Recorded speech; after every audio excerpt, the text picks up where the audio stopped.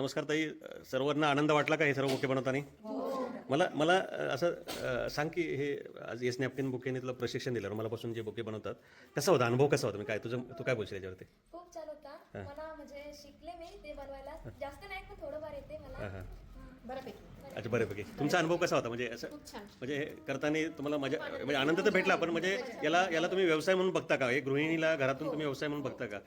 आणि तुम्हाला इथून पुढे काम करायला आवडेल का? असं म्हणजे ते आवडेल ना? ठीक आहे, तुम्हाला सर्वांना all the best. Yes napkin बुकेतर्फे येणाऱ्या काळामध्ये निश्चितपणे चंदनगाव येस नॅपकिन बुकेच्या पण नकाशावरती येईल. आणि आमची जी प्रामाणिक इच्छा आहे की येस नॅपकिन बुके, माझ्या मुलगी मानसीने हे जे प्रोडक्शन आणलं आहे की तिचा मेन उद्देश होता की जास्तीत जास्त महिलांना रोजगार मिळावा, आणि खरोखर रोजगार मिळतो आहे. आणि याचं कारण सर्वात महत्त्वाचं म्हणजे येस नॅपकिन बुके सर्वांना आवडतो आणि तो प्रत्येक कार्यक्रमाचा समारंभाचा भाग झाला आहे. म्हणजे मुलं आता कार्यक्रमामध्ये फ्लावर बुकेच्या ऐवजी नॅपकिन बुकेचा स्वीकार करतात.